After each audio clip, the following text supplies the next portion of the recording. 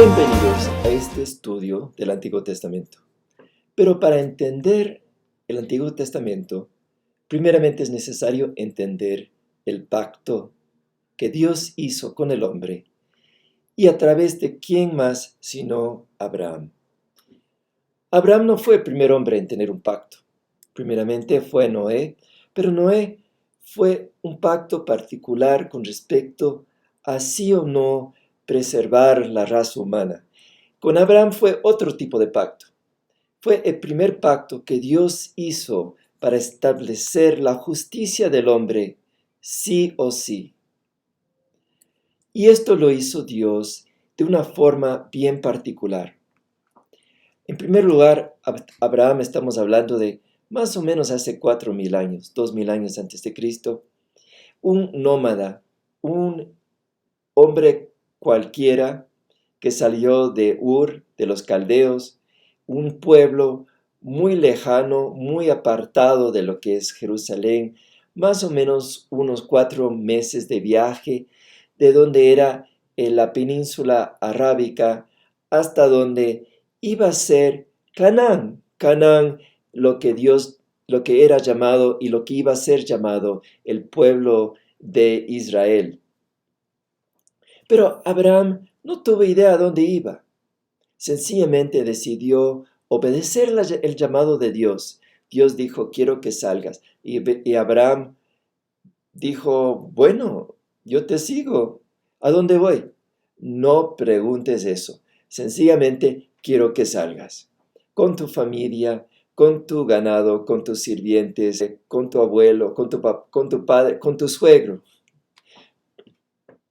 Y todo el grupo salió y se demoraron una barbaridad en llegar hasta Canaán, pero el punto es que cuando llegaron, estaban por llegar, Dios siguió hablando con Abraham y le dijo, voy a hacer un pacto contigo y va a ser un pacto unilateral. Yo lo voy a hacer. Está descrito en Génesis capítulo 17. Será un pacto perpetuo y yo seré tu Dios y el de tu descendencia. Dios dice algo muy particular, dice que este pacto nunca va a dejar de existir, va a ser permanente. Si alguien tiene alguna duda en qué es lo que significa perpetuo, significa permanente. Y para Dios es bien fácil hacer las cosas permanentes, porque Dios es sempiterno, siempre existió, siempre existe ahora y siempre existirá. Es unilateral, ya que Dios dijo que le iba a otorgar a Abraham justicia, ya que la palabra dice, y Abraham le creó a Dios, y eso le fue contado como justicia. Abraham solo tuvo que creer, no tuvo que hacer nada más, no tuvo que no tuvo que cumplir unos requisitos, no tuvo que correr un maratón, no tuvo que leer una enciclopedia, no tuvo que llenar un crucigrama, no tuvo que cumplir con la escuela bíblica de alguna iglesia. Eso hubiera sido una obra y Dios quiso quedar bien en claro. Solo tienes que creer. Tienes que creer en mí, significa confiar en mí y seguirme. Es poner completa confianza en lo que Dios dice. Es más, prácticamente permite un trato de igual a igual.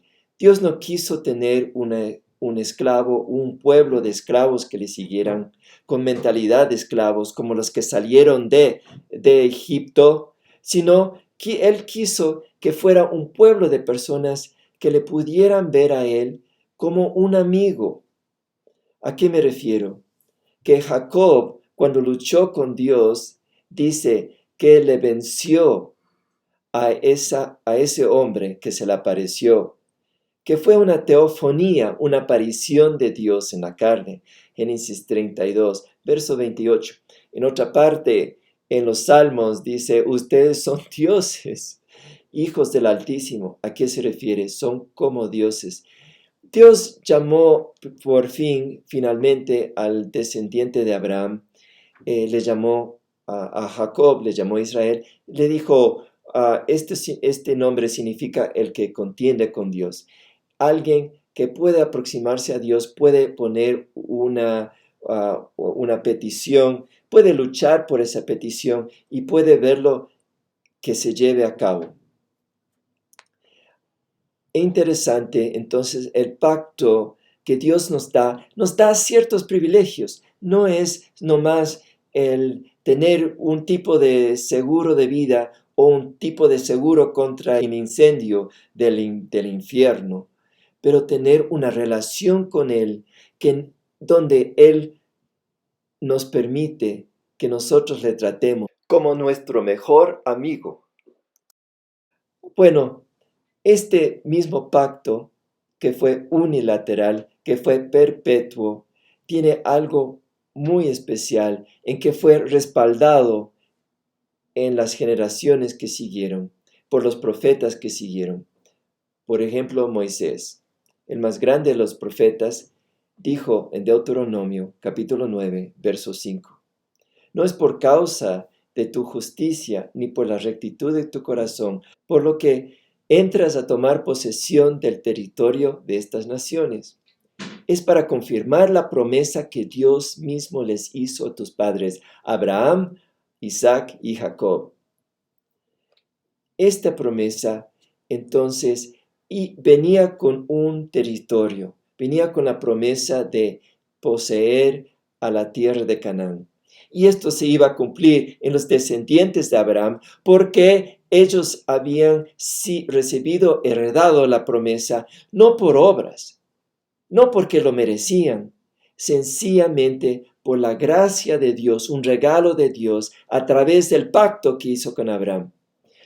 Otro ejemplo de este pacto en el tiempo contemporáneo, aceptado a todo nivel secular y espiritual, es el matrimonio. El matrimonio es un pacto perpetuo que hace el hombre con su esposa, que no depende de un requisito de que la esposa cocine bien o que el esposo gane tal cantidad de salario o que la esposa tenga lindos suegros o que el esposo sea siempre guapo. No depende de las características físicas ni tampoco del rendimiento. ¿Por qué? Porque Pablo dijo, el matrimonio es un símbolo del pacto entre Dios y el hombre. Este pacto, sin embargo, a pesar de regir sobre Israel, tuvo una especie de interrupción, pero no es interrupción. A ver, ¿cómo me explico? Vino Moisés y él estableció el pacto en Deuteronomio 30, verso 18. Es el pacto mosaico. Pero ese pacto vino con castigos y bendiciones. Si obedecen a Dios van a haber bendiciones, si no obedecen van a haber castigos. Esto no fue tanto una interrupción como así una clarificación. No fue tanto que cesó el pacto abrámico, sino que Dios puso en obra unas manifestaciones para que el hombre pudiera aprender más a fondo el corazón de Dios con respecto a la obra que él quería hacer en el hombre. Bueno, no hay motivo de exaltarnos tanto, pero es importante este punto, que no cesó el pacto abrámico jamás. Y eso lo vamos a ver inmediatamente. Porque, dice Pablo, el pacto previamente ratificado por Dios no puede ser anulado por la ley, es decir, por las enseñanzas de Moisés, que vino 430 años después, pues invalidaría la promesa. Gálatas 3:17.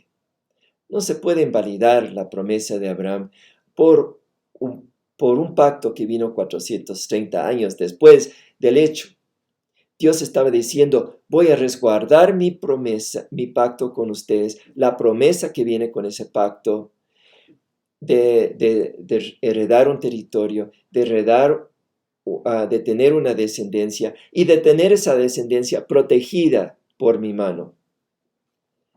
Entonces, ¿por qué vino el pacto mosaico? Bueno, hemos dicho que es para clarificar, para profundizar, para mostrar el corazón de Dios. Vino entonces esta palabra respaldada, fortalecida por Jeremías. Y Jeremías, cuando habló al pueblo, dijo: pero si ese pueblo o reino hace lo malo ante mis ojos y no me obedece, yo dejaré de hacerles el bien que había pensado hacerles. Dios estaba bien claro. A través de los 17 profetas, desde el primer rey, o sea, los primeros de los 17 profetas, escritores, autores, hasta Malaquías, que fue el último, él respaldó este mensaje vez tras vez tras vez, que yo, Dios, voy a respaldar el pacto de mosaico.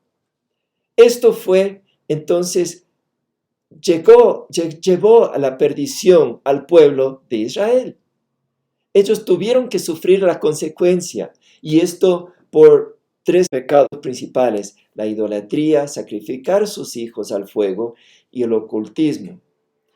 Esos eran los 3 grandes, pero sin mencionar un gran número de otros pecados. Por ejemplo, sencillamente cuando dijeron: no queremos depender de Dios, queremos ser como los otros países, que era un pecado importante. Eso no se pudo ignorar, de tal manera que Dios les contestó a través de Oseas capítulo 11, verso 5. ¿Quieren un rey? Ajá, muy bien, les voy a dar el rey de Siria. Qué tremendo. A esto se le llama la justicia poética de Dios. Es decir, Dios dice: les voy a castigar de la manera en que ustedes pecaron. Sí, ustedes quieren tener las costumbres de los países en derredor. Muy bien, les voy a mandar a esos países donde pueden adoptar las costumbres que ellos tienen, porque aparentemente tanto les fascina esas costumbres. Esta caída de Israel y de Judá no fue la última campanada del convento.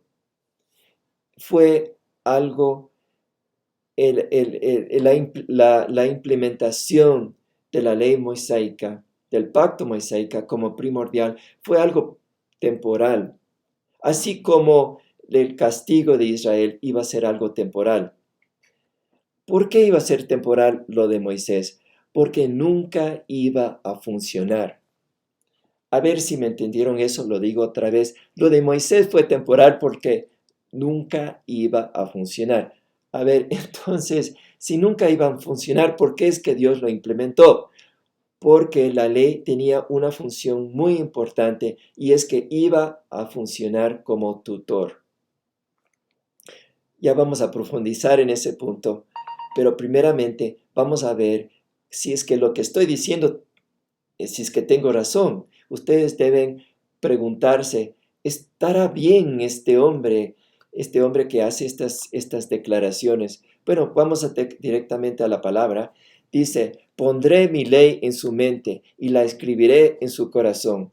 ¿Quién dijo eso? ¿Pablo, Timoteo, Pedro, Juan? No, lo dijo Jeremías en el capítulo 31, verso 32.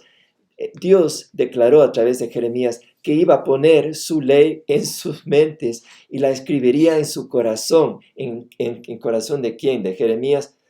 Bueno, no, porque Jeremías ya seguía a Dios, pero en el corazón del pueblo, porque el pueblo era incapaz de tener un corazón tierno, suave hacia Dios, manejable como para que Dios lo pudiera crear una vasija preciosa para su uso. Más bien era un pueblo rebelde, de corazón duro, de cerviz duro. Así es como lo describía Ezequiel, un pueblo de cerviz duro.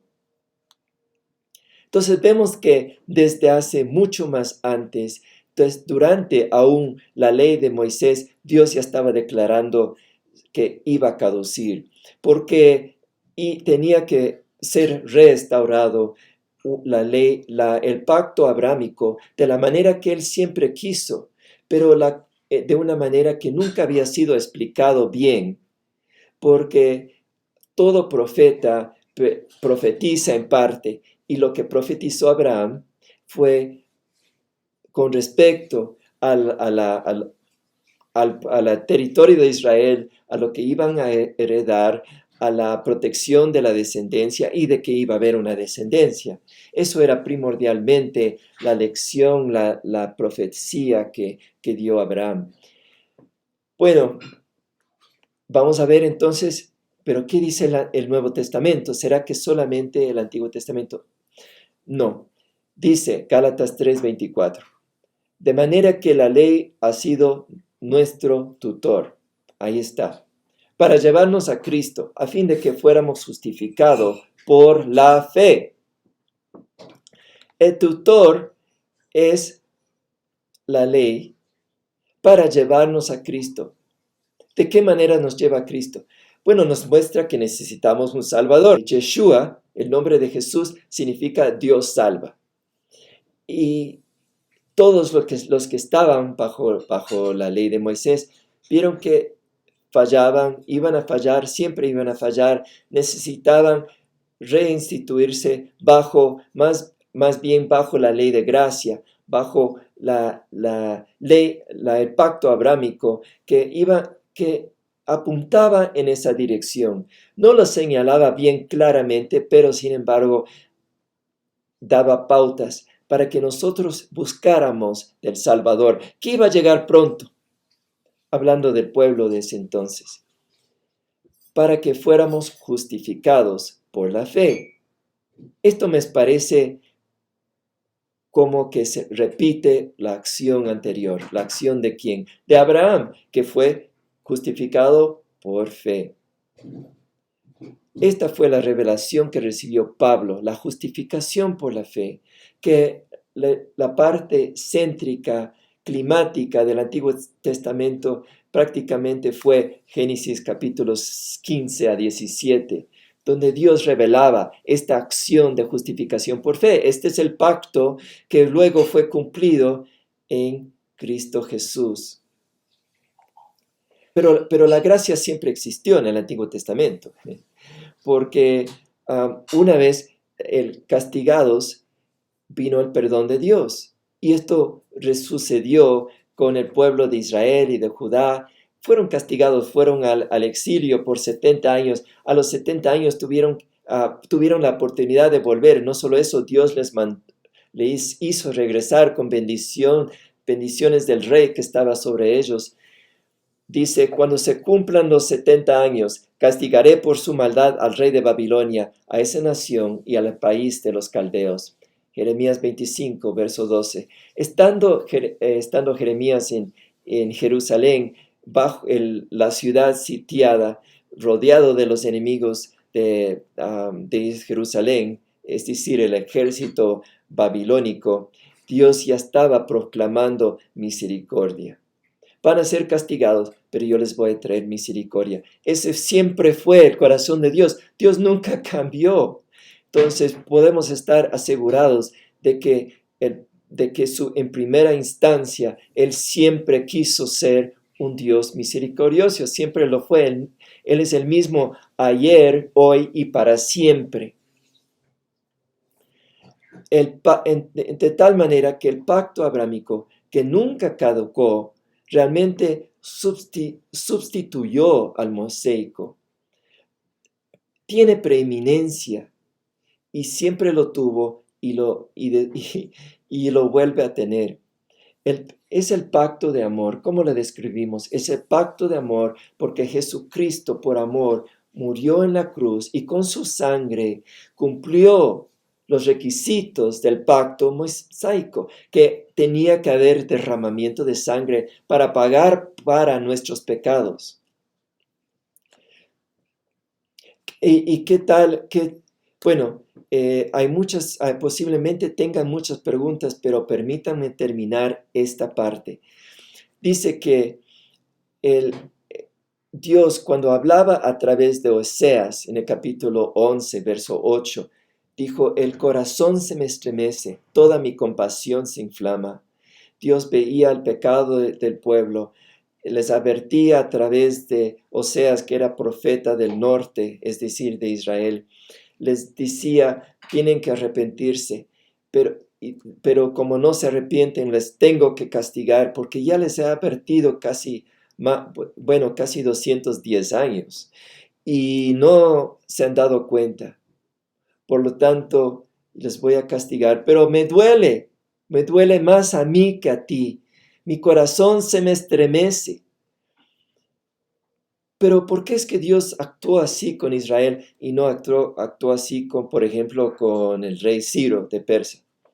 Al rey Ciro sencillamente le mandó una carta, le dijo, por favor, liberes a mi pueblo, mándales de nuevo a Jerusalén. Y Ciro dijo, sí, muy bien, muy bien. Y Ciro realmente no fue castigado por sus pecados. Bueno, la verdad es que el imperio de Persia no estuvo bajo el pacto abrámico ni mosaico. Dios trató con ellos de otra manera. Nosotros estamos aquí hablando de cómo Dios trata con el pueblo de Israel y de Judá, cómo Dios trata con nosotros. Pablo dice de esta manera, para que veamos cómo aplica el pacto a nuestra vida, a través de la sangre de Cristo Jesús. Dice en Romanos 13, verso 8, porque el que ama al prójimo ha cumplido con la ley. Nosotros pudiéramos decir, el que ama, cumple la ley. El que ama, sigue la ley. En otras palabras, es la ley del amor. Si tú sigues la ley del amor que fue establecido a través de Cristo Jesús, quien dio su vida por amor a nosotros en la cruz, entonces estarás seguro de haber cumplido toda la ley. Es decir, nosotros somos liberados de la ley para responder por amor, para otra vez seguir la ley. Parece una paradoja, sin embargo, es porque Dios hace tierno nuestro corazón, escribe su ley en nuestro corazón, de esa manera nos incita a aplicar la ley, que son, por ejemplo, no recurran a los encantadores ni a los adivinos. ¿Quién dice que eso es para el día de hoy? Todos sabemos que es para hoy. No podemos ir a las brujas, a los adivinos, no podemos entrar al ocultismo. Nos hace un gran daño. ¿Por qué? ¿Porque estamos bajo la ley? No estamos bajo la ley de Moisés. Es porque estamos bajo la ley del amor. Debemos nosotros amar a Dios y buscar de Él, someternos a Él, depender de Él, buscar su guía, escuchar su voz y no ir a brujos e encantadores. Estamos hablando de Levíticos 19:31. Bueno, les voy a dar otro ejemplo. Por si acaso no me creen, por si acaso dicen, no estoy realmente sujeto a la ley de... No tengo por qué referirme al Antiguo Testamento ni a ninguna ley que se haya escrito porque estoy bajo la ley de Cristo, y si es la ley de Cristo, realmente todo es amor. Sí, y el amor me lleva a reflexionar y aplicar las indicaciones que están en la ley de Moisés. Bueno, veamos usen balanzas, pesas y medidas justas. ¿Debemos o no debemos hacer eso? A ver, claro que sí. Y eso está en Levítico 19:37. Tú no quieres ir al mercado para que te vendan la comida con pesas falsas. Tampoco lo vas a hacer a otra persona. ¿Por qué? Porque estás bajo la ley del amor. Y la ley de amor hace que las indicaciones, los consejos y lo que fue proscrito a través de Moisés sea escrito en tu corazón, pero ahora lo sigues no porque es externo, sino porque es interno, y porque lo haces por amor y no porque lo haces por obligación. Entonces Jesucristo cumple la ley de Moisés en su sacrificio. Toda la ley sacrificial fue cumplida en su vida. Y las indicaciones que son para llevarnos bien con nuestro prójimo y amar a nuestro prójimo sigue vigente, porque ahora nosotros queremos amar al prójimo, porque nuestro corazón se suavizó. No debemos endurecer entonces nuestro corazón. Esa es la advertencia que nos da Jesús. Porque alguien le pregunta, ¿estará permitido el divorcio? Él dice, eso fue escrito en el tiempo de Moisés por la dureza de sus corazones. ¿Cuál es la indicación de Jesús? Tengan un corazón suave, un corazón tierno, donde Dios pueda escribir. Ese siempre fue el propósito de Dios. Fue reiterado a través de Jeremías y fue cumplido en Cristo Jesús para nuestra vida. El pueblo de Israel y Judá no pudieron entender eso. Por eso tuvieron que ser exiliados. Pero Dios les perdonó, porque en el futuro iba a haber gracia a través de la sangre de Cristo Jesús. Lo que significa para ti y para mí es que nuestra salvación es por fe en la obra de Cristo Jesús, la cual facilita la gracia de Dios para nosotros, para ser perdonados. Y la gracia de Dios para nosotros, para implementar un caminar de obediencia con Él. Dicho de una manera más sencilla, la fe es la que me justifica. Este es nuestro pacto a través de Cristo Jesús. Fue anunciado en Abraham, fue cumplido en Cristo Jesús. Y hoy día, si quieres ser parte de ese pacto y no lo has sido, entonces sencillamente, solamente tienes que decir, Dios Santísimo, yo me arrepiento de mis pecados. Yo quiero ser parte de tu pacto. Haz de mí una nueva criatura. Escribe tu ley en mi corazón, tus palabras de amor, y yo te seguiré todos los días de mi vida. Bueno, eso es todo para hoy y espero que esto haya clarificado por qué es que Dios tuvo cierto trato con Israel y Judá en el Antiguo Testamento. ¿Por qué es que Él implementó el pacto mosaico? ¿Por qué es que Él luego aparentemente descartó ese pacto por completo para volver a implementar el pacto de Jesús? Hasta la próxima y que Dios les bendiga.